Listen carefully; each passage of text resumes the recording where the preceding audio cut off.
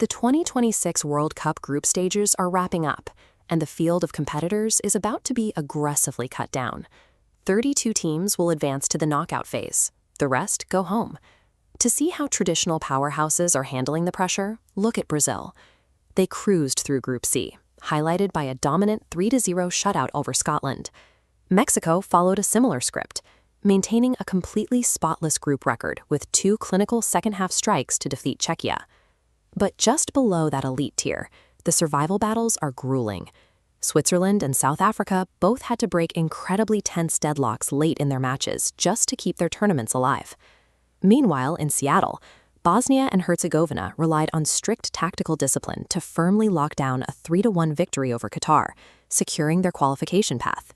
On paper, results look normal. The heavyweights advance and mid-tier teams scrape by.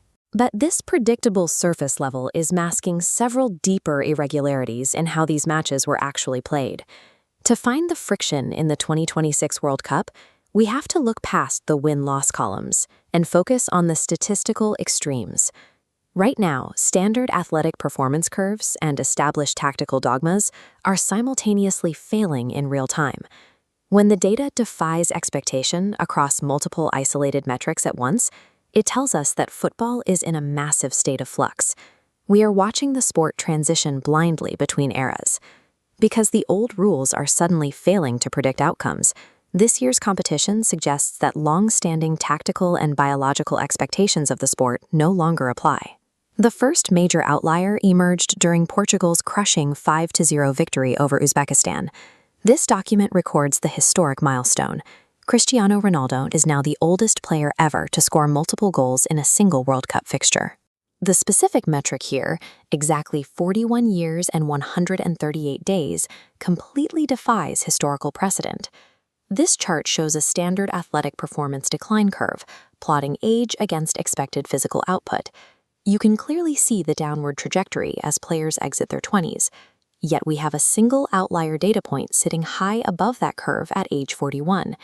When a player produces that kind of attacking output a full decade past his statistical prime, it proves that extreme individual brilliance can still fracture our established models of athletic longevity. While biological expectations are failing on an individual level, tactical models are breaking down systemically. We saw this directly in England's perplexing match against Ghana. England commanded a massive 79% of ball possession. Despite holding the ball for almost the entire game, they finished with a sterile 0-0 draw. That is the highest possession percentage without scoring recorded in the tournament's 60-year history. This animation illustrates the structural flaw. We have an overwhelming volume of possession feeding into zero actual output.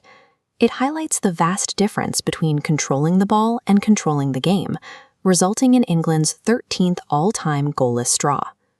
Contrast that highly structured, sterile possession with the raw, chaotic energy in Atlanta, where Morocco and Haiti engaged in a wide-open 4-2 goal fest. Holding the ball means nothing if a team cannot break down a defense. Without a player capable of providing a cutting edge, total possession actually becomes a tactical liability. We are watching a tournament caught squarely in the middle. Teams are either relying on outdated tactical rigidity or depending on aging individual outliers to carry them through. This exact collision of eras is about to culminate directly in the highly anticipated knockout matchup between France and Norway. That fixture features a generational frontline showdown between Kylian Mbappe and Erling Haaland. It is the ultimate stress test of these shifting football philosophies. The outcome of their clash will resolve the tension we are seeing across the data, determining which tactical approach will define the sport's high-performance standard moving forward.